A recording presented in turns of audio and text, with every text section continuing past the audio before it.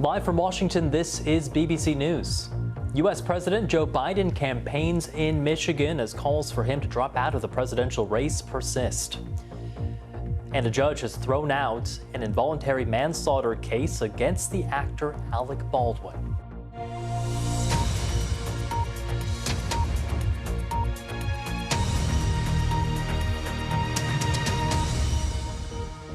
Hello, I'm Carl Nasman. Welcome to the program. U.S. President Joe Biden is hitting the campaign trail once again. He's at a rally in Michigan amid continued scrutiny over his re-election prospects. Now, that rally in Michigan's largest city of Detroit is being closely watched after more Democrats in the House of Representatives have joined calls for Mr. Biden to bow out of the 2024 presidential race. A few more lawmakers joining those calls today.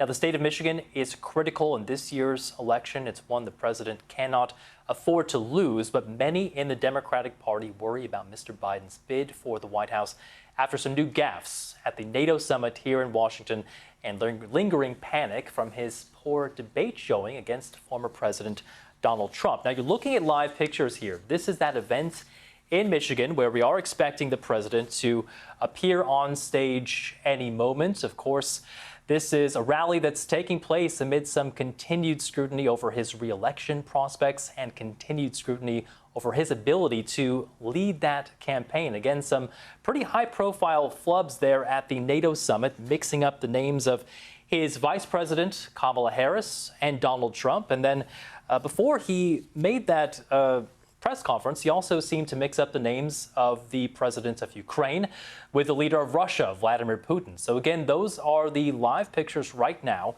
in Detroit, where we are waiting on the president to speak. Michigan is going to be a crucial state in the election prospects for both candidates this year, Donald Trump and Joe Biden.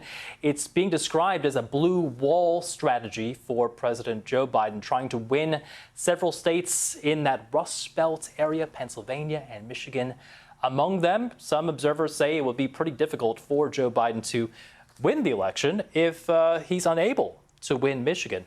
Now, of course, this is also a state where the president has been struggling among his own Democratic voters. This was earlier on during the primaries, more than 100,000 people voting uncommitted on their ballots. That was seen as a protest vote over the president's support of Israel, his handling of the war in Gaza. It'll be interesting to see how he addresses supporters here in Detroit. Again, that will be coming up shortly. We'll be sure to bring you those comments, that speech, live as it happens a little bit later on. Now, we want to move on now because Ukraine's President Volodymyr Zelensky has continued to push for U.S. support after the conclusion of the NATO summit. Mr. Zelensky was in the U.S. state of Utah on Friday speaking to the National Governors Association. In that speech, he described Russia's invasion as a battle between good and evil, and he thanked Americans for their support. It comes after that three-day NATO conference that was dominated by pledges of support to Ukraine, including what NATO leaders have called an irreversible path to future Ukrainian membership. It's unclear when that will be offered from NATO, but NATO countries pledged a collective $43 billion of military aid to Ukraine in the coming year. Now, this includes air defense support as well as F-16 fighter jets for the very first time. Some jets are already on their way from Europe, according to the U.S. Secretary of State. The U.S. also announced it will deploy long-range missiles in Germany starting in 2026 to deter Russian aggression. It will be the first time since the Cold War, and the move has angered Russia. Its defense minister initiated a phone call on Friday with U.S. Defense Secretary Lloyd Austin. They discussed lowering the risk of possible escalation over the war in Ukraine. Meanwhile, Ukrainians are still reeling from this week's deadly Russian airstrikes that killed dozens of civilians, including children, at a children's hospital in Kiev. Our Ukraine correspondent, James Waterhouse, sent us this report. Ракета, ё-моё, вон она одна. Где? Вот вон она. Ё-моё, вот вторая. On Monday, in a matter of hours, missiles overwhelmed Ukraine's normally well-defended capital. And it's what they hit which made this one of the worst aerial assaults in this war. This is Kiev's Children's Hospital, where some of the patients were being treated for cancer. It was a site which drew worldwide attention and Western condemnation. Russia denied targeting civilian areas, but evidence to the contrary is mounting. And this was an attack which wasn't confined to one place or one hospital. Cities across central and eastern Ukraine were targeted. 14 people lost their lives here, and it took 3 days to find them from under the rubble. Once-lived lives exposed by blown-away walls. The country is paying a mounting human cost. 5 doctors in a Kyiv clinic died in one of the strikes this week. As NATO leaders gathered in Washington, President Zelensky couldn't contain his emotion. It's so difficult and to lose children. And of course, you see these people, you see parents, and then when their children are dying or dead, so it's you want to kill Putin at this moment. In the absence of battlefield progress, highlighting Russian atrocities is Kyiv's most potent weapon. Sizable Western offerings have followed, including financial aid, the delivery of F-16 fighter jets, and much-needed air defence systems. But Ukraine got only a fraction of what it was after. In the centre of the capital, thousands of flags mark Ukraine's fallen. It has long wanted NATO membership, and after years of promises, no one has ever said when because of Russia's ongoing invasion. And that takes us to the heart of Ukraine's unknowns. Can it withstand more attacks on its infrastructure? Are the current levels of military aid enough to carry it to victory? Or will enduring defiance get it through? All questions brought to the fore by missile strikes which shocked the world. James Waterhouse, BBC News, Kyiv. Well, talks to reach a ceasefire in Gaza between Israel and Hamas have ended without an agreement, officials said on Friday. Mediators discussed the terms of a truce proposal in Doha and Cairo this week. The two sides didn't reach a consensus, despite Hamas abandoning its condition of a permanent ceasefire to allow an agreement to be reached. But U.S. President Joe Biden said that both sides have agreed to a basic outline. He said in a statement, 6 weeks ago, I laid out a comprehensive framework for how to achieve a ceasefire and bring the hostages home. There's still work to do, and these are complex issues, but that framework is now agreed to by both Israel and Hamas. My team is making progress, and I'm determined to get this done. Our Gaza correspondent Rushdie Abu-Alouf has been following the developments from Istanbul, and he gave us this update. The ceasefire talks, which took place in Doha and Cairo for 3-4 days, has ended without any result, according to a senior Palestinian official who is familiar with the talks, who himself in 4 days has ended without any result, according to a senior Palestinian official who is familiar with the talks, who himself involved in the negotiation both in Cairo and Doha, told the BBC that the talks has failed.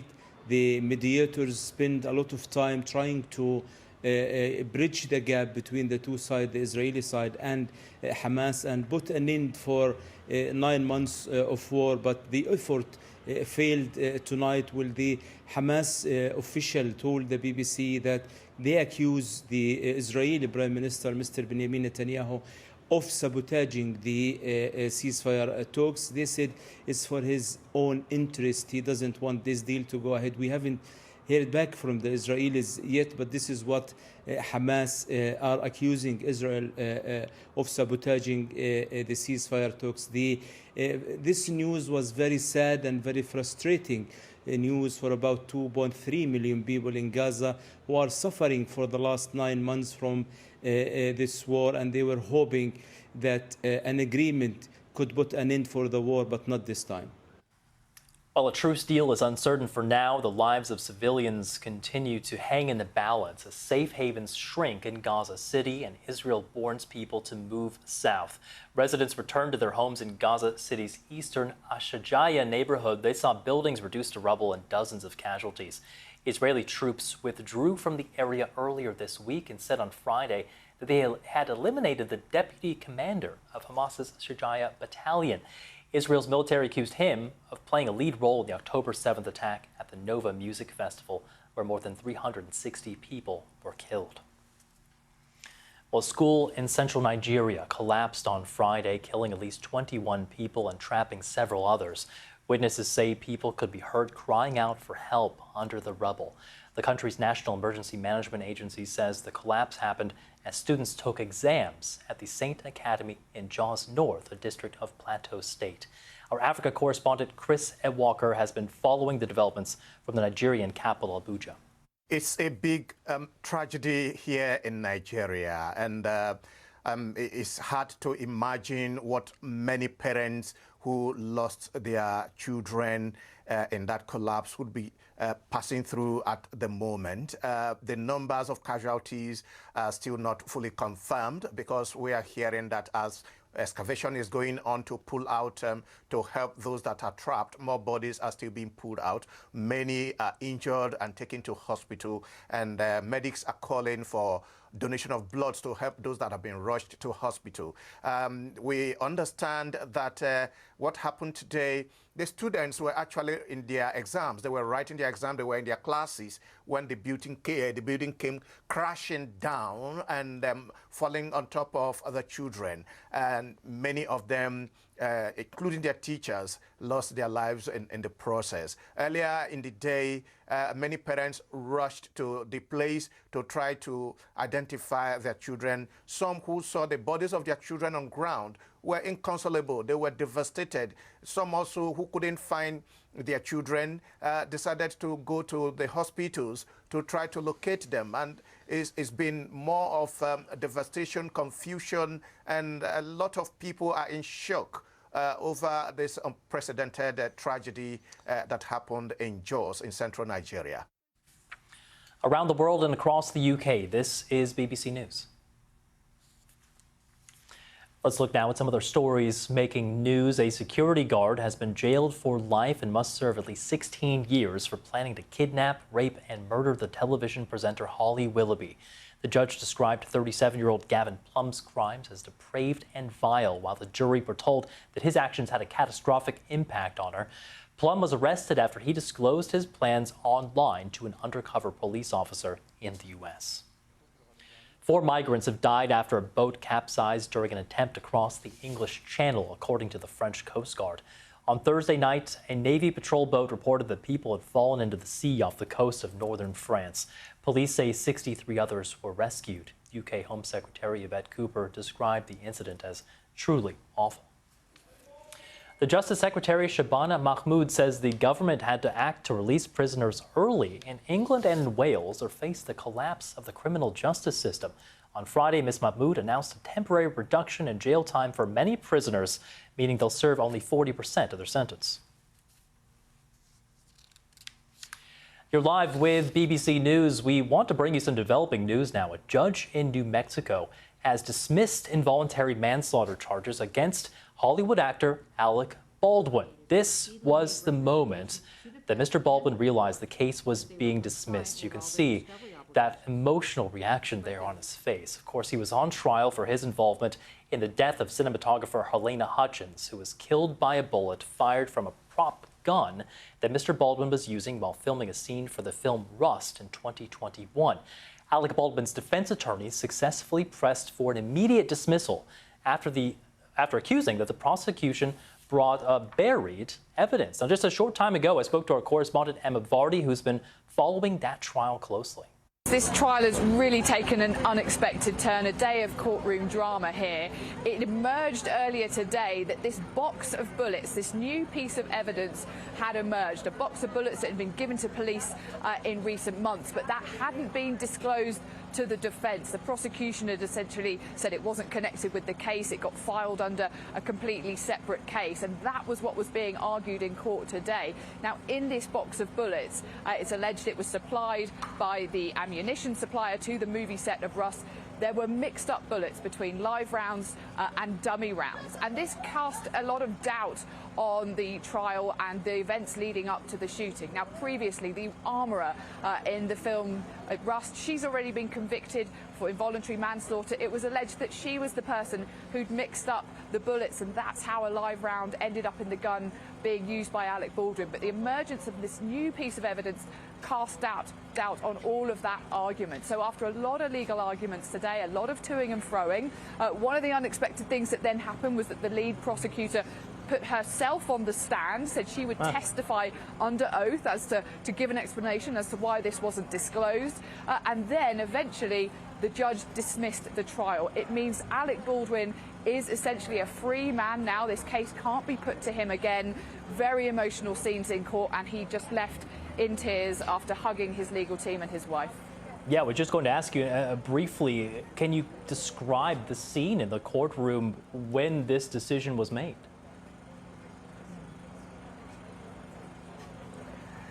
Right, the camera was right on Alec Baldwin. This is all being streamed live as the judge started to give her ruling on this, and she went through point by point the defence's argument as to why they believed that this new piece of evidence undermined the whole case. He was listening intently, and then he just broke down in tears when the judge made that ruling that the case would be dismissed. He put his head in his hands. He then leaned to one side. He hugged his lawyer that has been defending him throughout this case. He hugged his wife, Hilaria, who's been accompanying him to court every single day. She was the lawyer that has been defending him throughout this case. He hugged his wife, Hilaria, who's been accompanying him to court every single day. She was in tears too. Shock out here amongst the press, shock inside the courtroom, and then pretty quickly Alec Baldwin came out here, huge number of media waiting for him, as you can imagine, lots of reporters shouting questions, asking, what does this mean to him? He's now a free man after nearly a 3-year wait of this trial, this case, well, potentially having this case hanging over him for all of that time, but he didn't stop to take any questions, straight to the car, and off he went. Let's get more now with criminal defense attorney and legal analyst Rachel Fizet. It's great to have you here. This really does seem to be a pretty surprising development here. What's your reaction to what just happened in the courtroom? It is the best possible thing that could happen to a defendant in this case. And Alec Baldwin's team showed that there was evidence that they should have been given and they were not. And a prosecutor has a very high standard to give exculpatory evidence, meaning evidence that is bad for their case and possibly good for the defense. And when they don't meet those ethical duties, this is exactly what can happen, along with sanctions and a host of other things. So really, the evidence that was not provided was so central to the case that the judge thought this case could not fairly proceed as a result of that evidence not being given to I actually defendant. wanted to ask you, how crucial was this evidence to the case? Well, we will actually never know. It's the fact that it could have been crucial to the case. We will never know. What they were, it was evidence of other live rounds on the set. The prosecution says it was not relevant at all because it was not the same exact type of bullet that was used in Ms. Hutchins' death.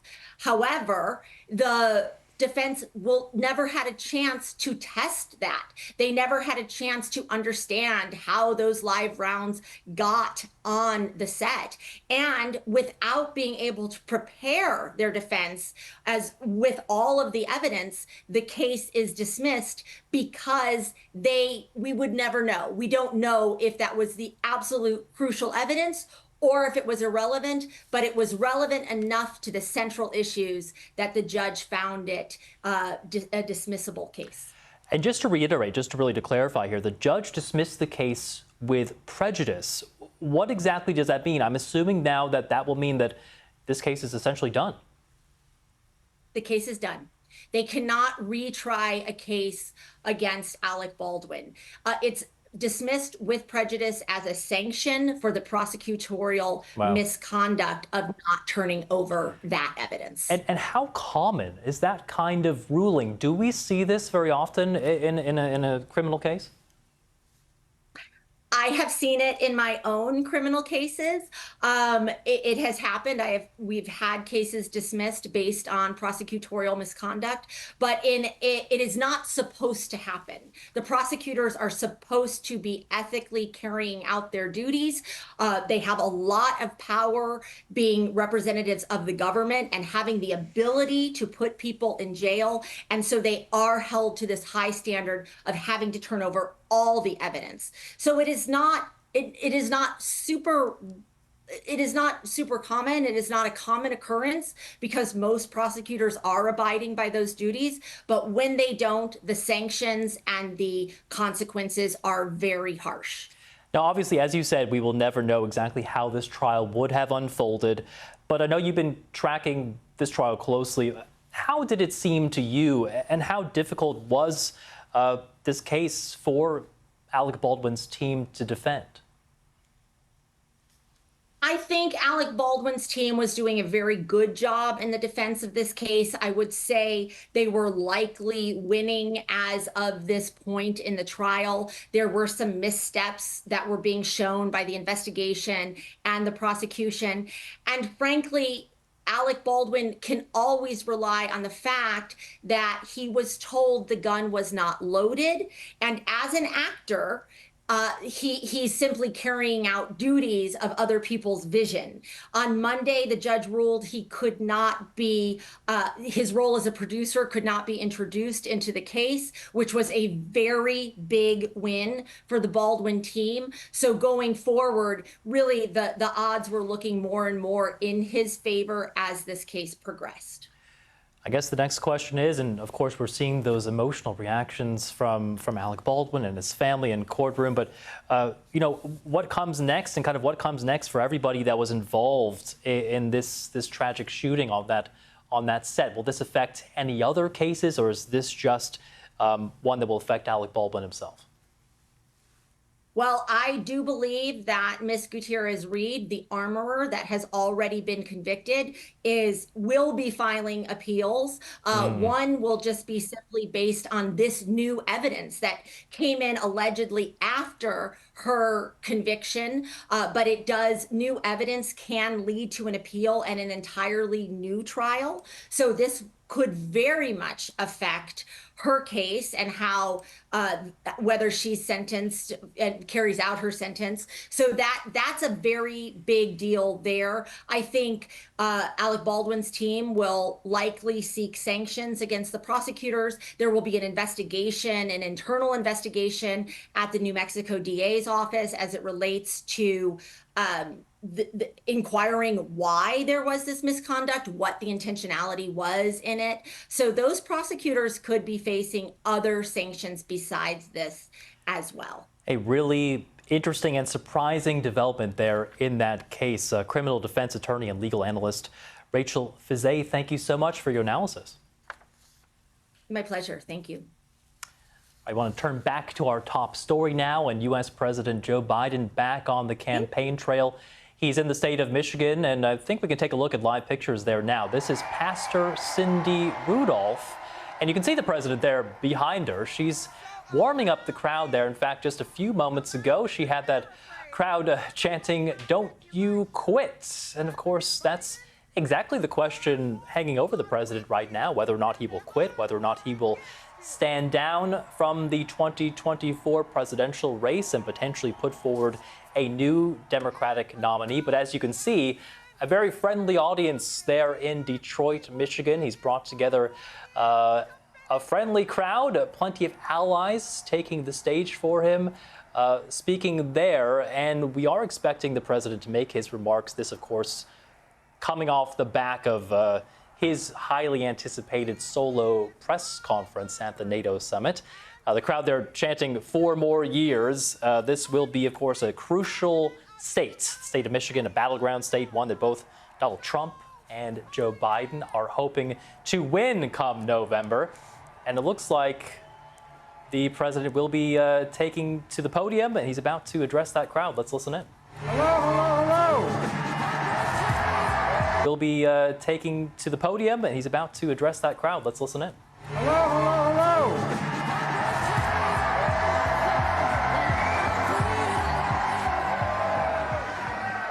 tell you what. Well, thank you. I love you back. Look, I'm not going home unless I get one sign, and that is Motown is Joetown, and it is.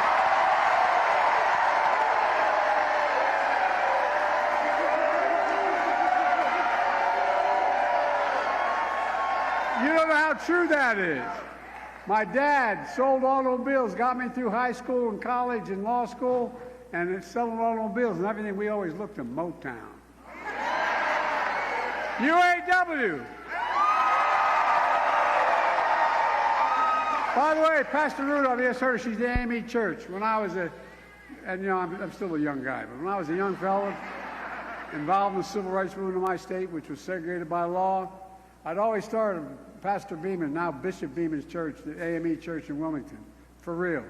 I'd go to 7:30 Mass, and I'd go to 10 o'clock services. We plan what we're going to do, how to desegregate the restaurants and streets of our city. And I tell you what, now you know why I spent so much time in the AME Church. Pastor, thanks for that introduction and for your spiritual leadership in the community. And by the way, we got a great crowd here tonight, to state the obvious, but if I didn't do this, I'd get in trouble with my dad looking down on me. We love you!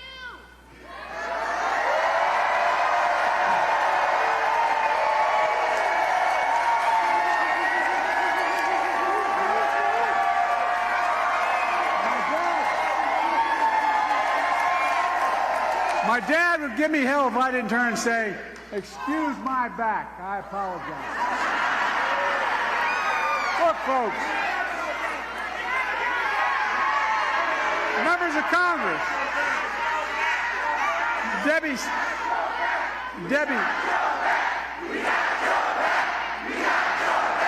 I've got your back, and I got your back as well. Members of Congress, Debbie, Haley, and by the way, I want you to know that I've spent a lot of time with Debbie. She's helped me like a lot. And last I forget which event we're at, and someone said, "You're his wife, aren't you?" Because she looks like Jill, my wife. And Siri, thank you very much. I can't tell you. Look, we got state leaders, Lieutenant Governor Gilchrist. He's hard to miss. He's 7'3". Secretary of State Benson. Lavora Bourne, Democratic chairman. We got civil rights leaders, faith leaders, labor leaders, including SEIU, CWA, AFL-CIO. Thank you all. And by the way, I don't call labor, it's simple. Unions. Say the word.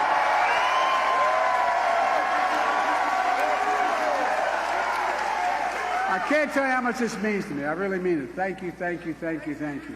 And folks, look, I'm here for one reason.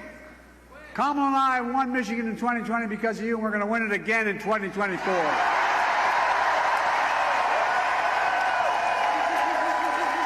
And here's how we're going to do it. We're going to stand up for women in America. We're going to protect contraception. We're going to protect IVF. And we're going to restore Roe v. Wade as the law of the land. I mean it. We're going to protect the right to vote. We're going to fight for Medicare and Social Security, not cut it like the other guy wants to do. And I promise I'm going to keep lowering the cost of prescription drugs in America. We're going to keep expanding health care. No matter how many times Trump and his MAGA Republicans come after the Affordable Care Act, we will stop them and stop them and stop them. I mean it. Too many people are depending on it. We're going to protect our children. We're going to get weapons of war off the street. We're going to ban assault weapons. Folks, look, more children are killed by a bullet than any other reason in America. They die for that for more than anything else, any disease, any problem. It's sick. And above all else, we're going to stand up for our Constitution and we're going to protect IVF.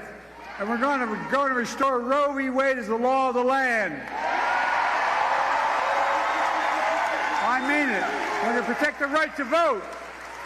We're going to fight for Medicare and Social Security, not cut it like the other guy wants to do. I promise I'm going to keep lowering the cost of prescription drugs in America. We're going to keep expanding health care. No matter how many times Trump and his MAGA Republicans come after the Affordable Care Act, we will stop them and stop them and stop them. I mean it. Too many people are depending on it. We're going to protect our children. We're going to get weapons of war off the street. We're going to ban assault weapons. Folks, look, more children are killed by a bullet than any other reason in America. They die for that for more than anything else, any disease, any problem. It's sick. And above all else, we're going to stand up for our Constitution and save our democracy.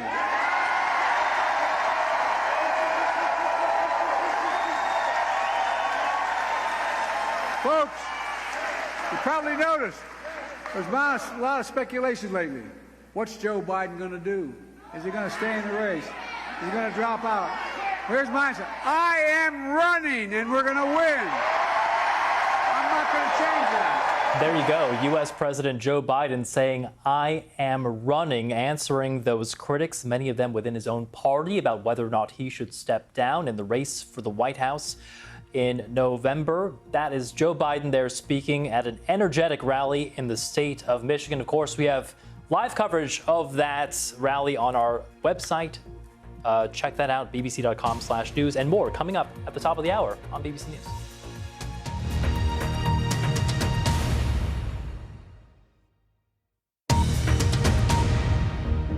This is BBC News. We'll have the headlines for you at the top of the hour, which is straight after this programme.